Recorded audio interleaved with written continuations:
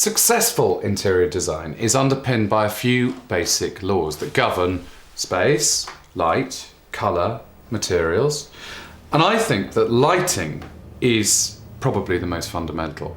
You can use lighting to make a big statement. You can take a dull, soulless room and turn it into somewhere vibrant and exciting. Or you can make a serene, relaxing, calming space. But to understand lighting, you have to understand that it's more than just switches, sockets, plugs, and bulbs.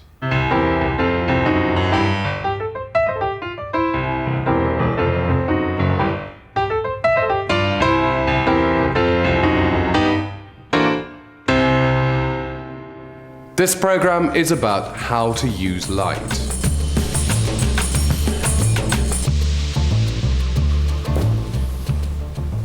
There are two aspects of lighting you need to bear in mind before starting a design scheme. The first is making the most of daylight. Natural light enriches our homes, and by understanding its effects, you can transform your surroundings and, believe it or not, your health.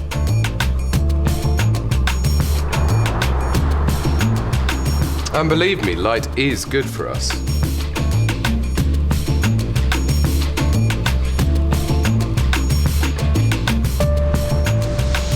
Science has proved that humans are drawn to light in much the same way as plants grow towards the sun.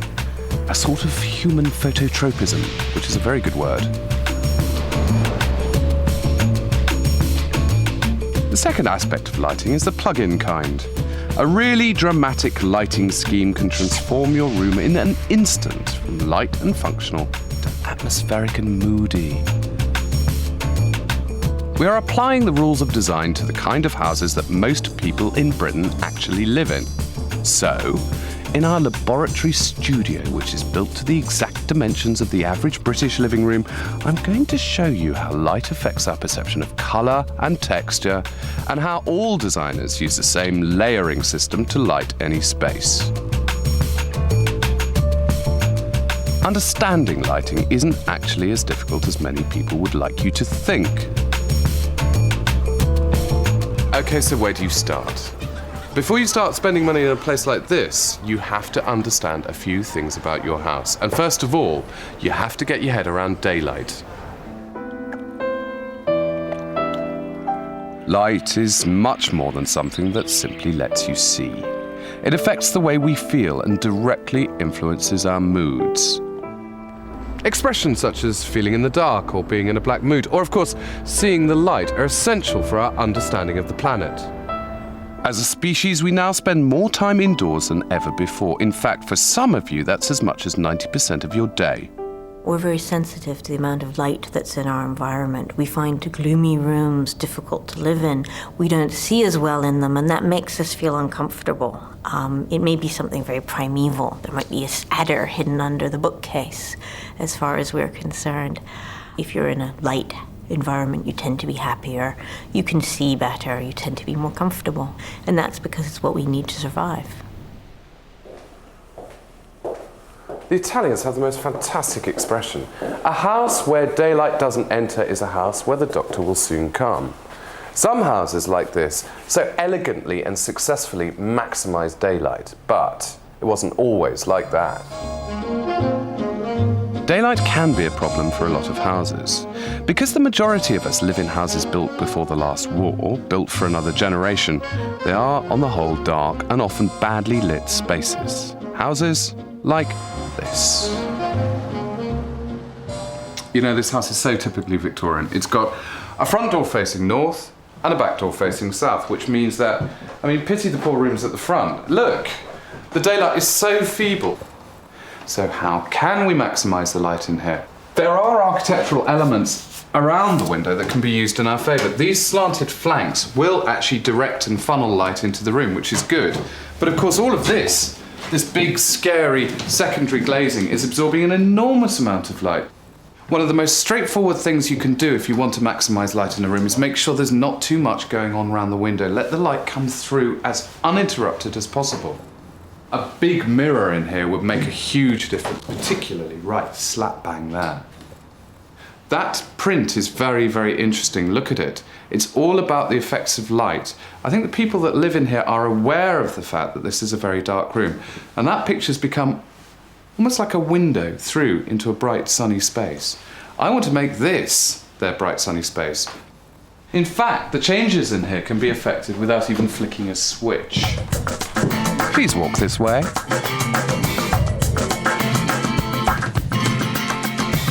Here in the modern extension, there are these large roof lights which are creating very intense puddles of sunlight in the middle of the floor, whilst the corners are going almost black in shadow.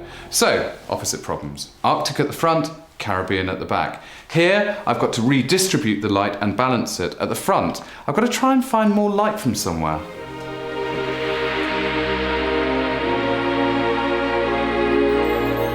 Okay, so having too much light in a room in this country is a pretty unusual problem to have. The question I'm so most frequently asked is how can daylight be accentuated? The British weather has so much to answer for. Ain't no sunshine when she's gone. If we relied solely on the sun's rays in Britain for illumination, we'd actually spend rather a lot of time in the dark, because most British light is ambient, filtering through overcast skies, which either sneaks through a window directly or gets bounced or reflected off a building or tarmac or grass. So that means that what's going on outside the room has a huge impact on the quality of light inside the room. Obviously, the sun's rays change throughout the year, and really clever, swatty clever designers build that into a design scheme to account for seasonal variation.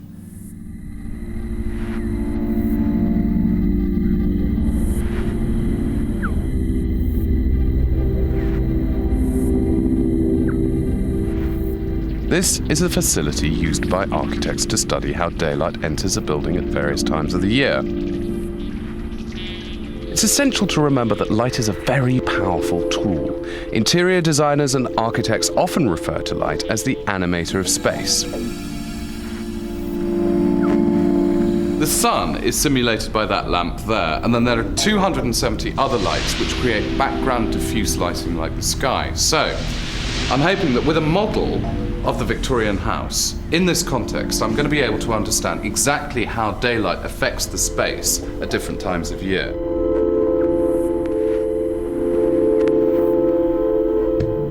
As a rule of thumb, a roof light will let in twice as much light as a window of the same size. My concern about the harsh pools of light created by the two skylights seems to be confirmed. Here, at midsummer, with the sun at its highest, the problem is most obvious.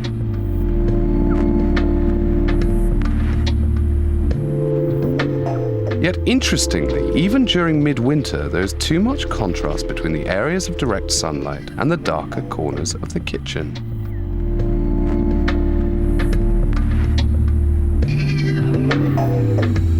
It's important to remember that although the eye can see in a wide range of light levels, we feel uncomfortable in high contrast lighting. Now, you at home can learn nearly as much about how daylight affects a room by simply watching the way the sun moves around. Obviously, it just takes time. It's worth bearing in mind that the quality and colour of daylight varies according to where you live. British light is typically grey, quite different from, say, Southern Europe. The best place to compare British light with other parts of the world is in an art gallery.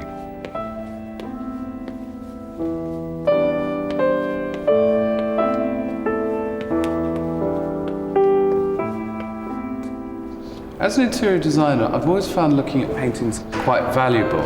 If nothing else, when you look close, the little spots of colour are almost a recipe that the artist has used to achieve the finished effect of creating light. And it does go to show that a south-facing living room in London or Paris is going to have a completely different quality of light to it than a south-facing living room in, say, Rome or Naples. For centuries, one of the most important parts of an artist's job was analysing and then capturing light. In this painting, there's a feeling of lightness and brightness, but it's all very chilly. It's obviously rather northern. In fact, this is Turner's take on Margate. But meanwhile, further south in Avignon, and look, it's beginning to feel a lot warmer, a lot more colourful. And then, for goodness sake, the countryside just outside Rome, and it's a gaudy explosion with blue skies, purple mountains, and dark, richly coloured shadows. So a colour like this, ravishing in the warm, clear light of Naples, is actually going to look really rather muddy somewhere grey and dark in Britain, like Margate. In our north-facing Victorian terrace that gets no direct sunlight in the front at all, I have to be very particular about the colour I choose. It seems quite straightforward to say that colour's going to play a big part, but in fact, there are some colours that are so badly behaved towards daylight, and they're the reds and the oranges and the browns and the blacks. They hold daylight like a sponge, refusing to bounce it back into the room.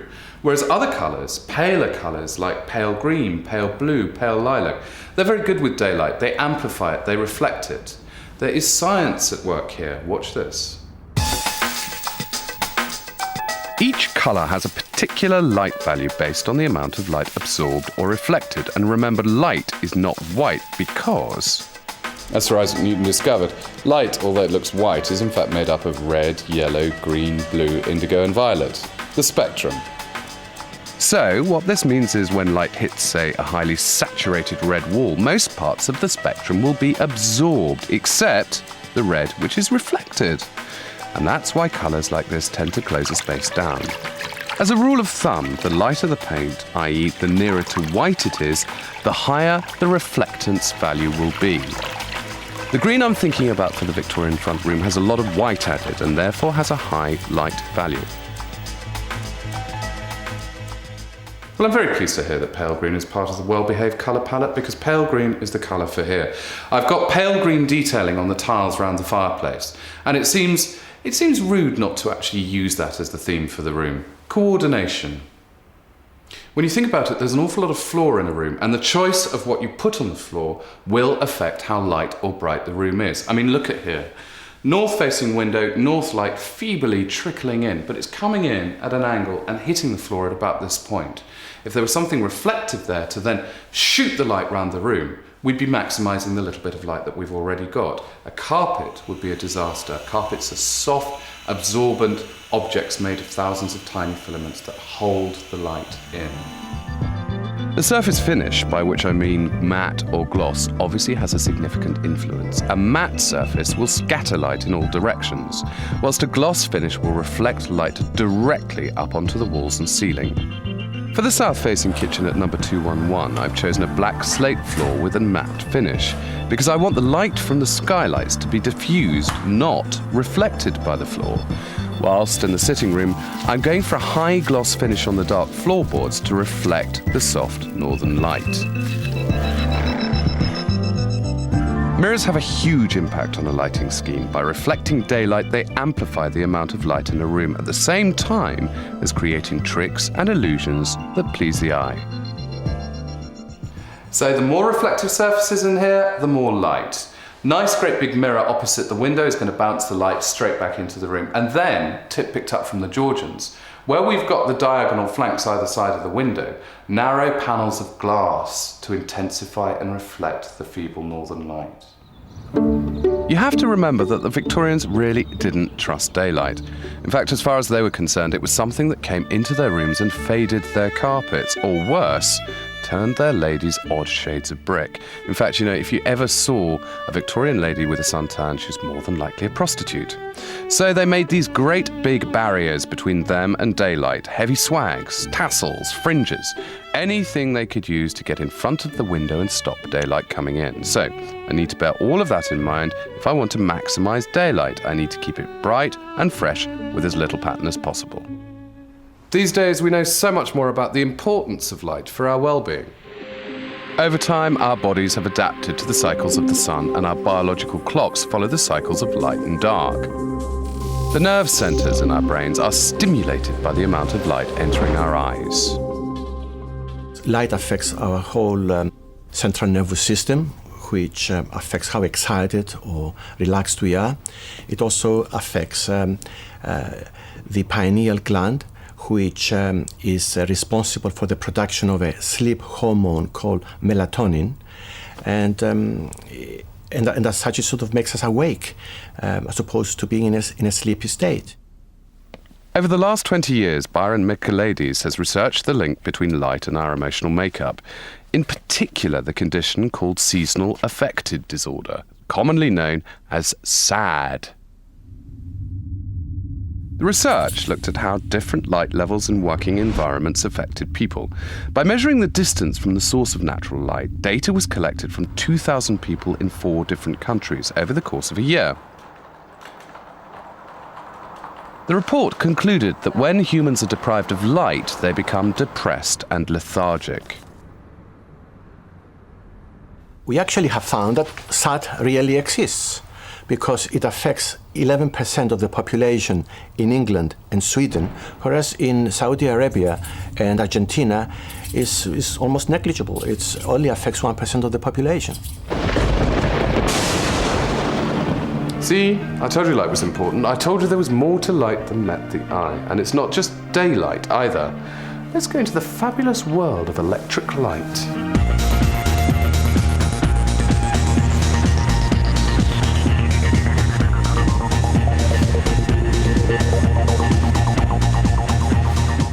There's a secret to lighting, and that is to go that much further than just the ability to turn on a switch and banish dark.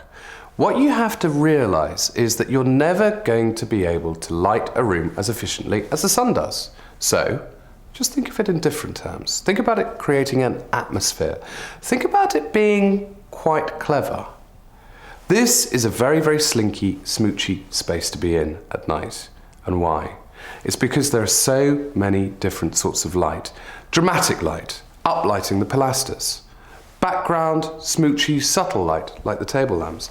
This is a fantastic idea. So simple to do. A socket in the middle of the floor so that there's a lamp in the middle of the space. It's almost like having a candle that you can turn on and off. And then other elements, like the dramatic uplighting of the bureau so that you see all of the detail. Lighting has come so far since our parents' day. That's much better. Switch it off again so we can see the difference. See, with one light, there's only half the available space. Without light, you can't really relax. There's more space in more light. And while we're at it, why not use Philips lamps? Philips lamps are good value. Philips lamps make cheerful homes. Nowadays, most designers use the same rules to light any space. All of these rooms rely on the same method of lighting, and it really isn't that difficult to understand. Stand by for your tutorial on the 3 layers of lighting.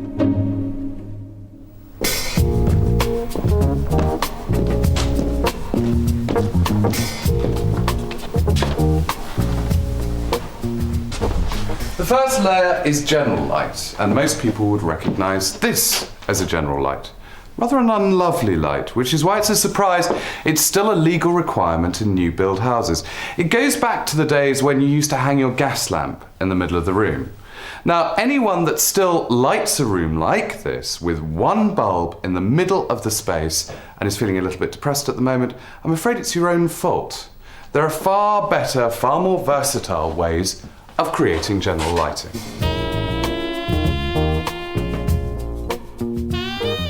This is a much better idea. Rather than one intense light source right in the middle of the room casting very, very sharp, hard shadows, there are 4 light points that diffuse the light and dissipate the shadows. Plus, it's directional, so I can illuminate the corners. And also, if there's something in the room you want to make a big fuss of, such as a picture or a mirror or a piece of furniture, or even a bust of Shakespeare, then look, it's spotlit in a very eye-catching theatrical way. But it's layer 2 where things really get interesting.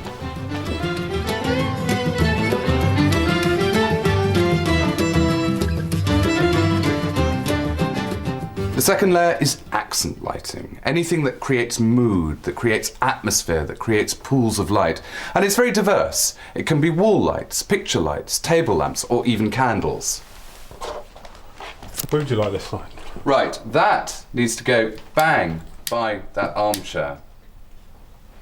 Because that is the third layer, task lighting, illuminating an area where you have a specific function, in this case, sitting comfortably and reading a book.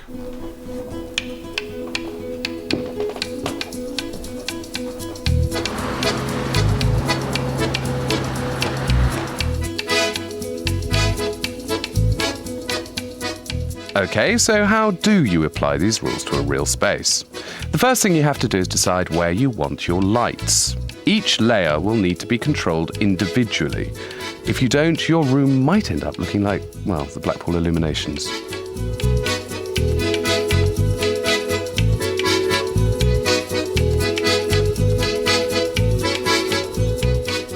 Before he starts work, your electrician is going to need one of these, a lighting plan, so that he knows exactly where you want to put the lights. It looks scary, but actually it isn't really. Providing you bear in mind the 3 layers of lighting. I have a specific problem in this space, which is that I need to rebalance the light. I need to distribute the light much more evenly around the area. So I'm going to use a series of small downlighters to create puddles of light. This is ideal for a kitchen. The last thing you want to be doing is casting a shadow over what you're cutting or what you're stirring. Like a lot of large kitchens, there's enough space to eat here as well as prepare food. So there needs to be an alternative layer, a mood layer, that gives a lovely convivial atmosphere. And that I'm going to achieve by wall lights and also some table lamps on the work surface, which is an important point. It's a big area. I don't want pinpoints of light. It needs to be spread. The next thing you need to consider is the bulb. Just as paint comes in lots of tones of white, artificial light comes in many contrasting shades.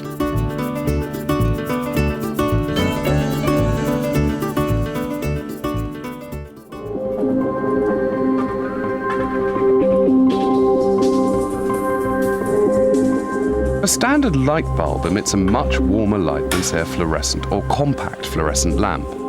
Scientists measure the wavelengths of colour from a light source on a scale known as nanometers. Natural daylight contains a wide range of wavelengths between about 300 and 700 nanometers. Other kinds of lighting have different kinds of wavelengths. One of the most extreme forms of lighting is low sodium lighting. That's the sort of lighting you see in warehouses and in car parks. And low sodium lighting only has a very narrow range of wavelengths, about 10 nanometers. One of the curious side effects of this is that if you're in a large car park where you don't have any other source of light, it may be very hard to find your car. Because you've only got a very narrow range of wavelengths, that makes it impossible to distinguish different colors, and all the cars look grey. Okay, so if sodium street lighting is the lowest of the lighting low, what is on the path of righteousness? What is on the side of light? These boys. Low-voltage downlights were originally designed for use within shops during the 1980s because they are brilliant at reproducing colours faithfully. They're now used widely in houses and they're brilliant in kitchens and bathrooms because not only do they emit a clean working light, I think they come quite close to daylight.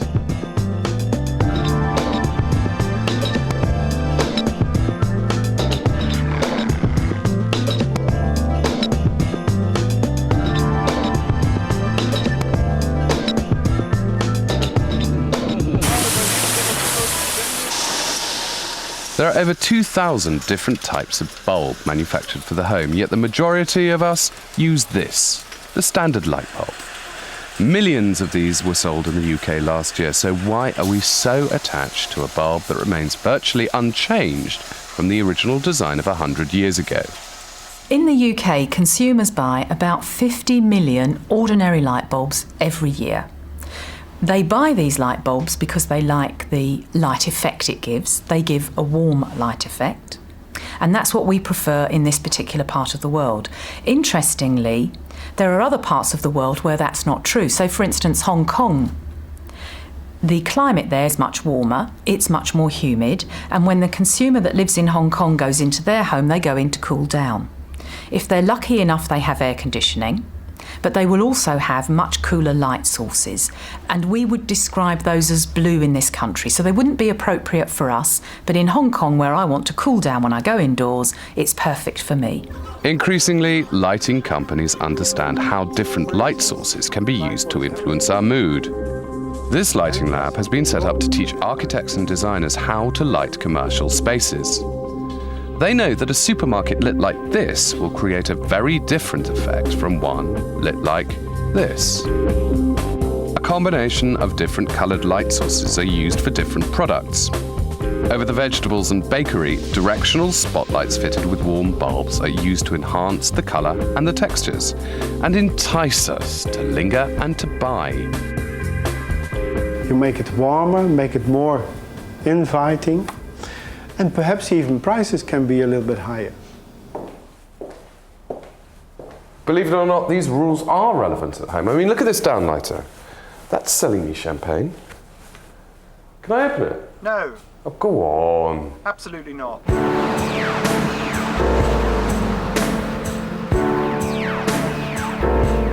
Back at 211, my design is complete. And light now does what light does best, creating an atmosphere. Lighting in here is about simplicity. It's about back to basics. It's about creating this kind of mood, this kind of atmosphere where you can sit, you can relax, you can enjoy the food, enjoy the conversation. But in an area like this, you need the right kind of lighting to be able to prepare the food in the first place. And why not indulge the space here? Create a little area where you can sit and read a book.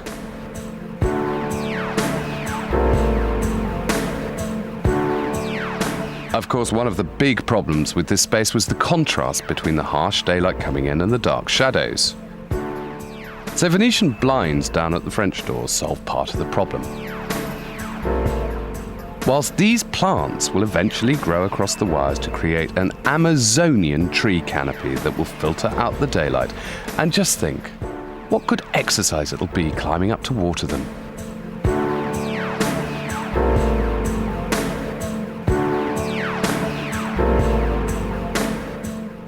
And so welcome to one of the most hard-working interior design schemes in the history of the world. Everything in this room has been specifically designed to capture, reflect, augment, bounce back every single last juicy little drop of available daylight. And let's face it, it's pretty mingy coming in here. So as a result, there are going to be accents of artificial lighting, or otherwise you won't be able to see what you're doing.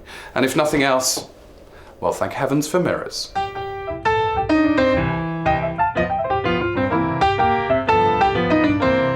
To find out how to totally transform your home using lighting, log on to the Design Rules website, www.bbc.co.uk/homes. In the next Design Rules, we look at the touchy, feely world of texture and how pattern can be used to please the mind and the eye.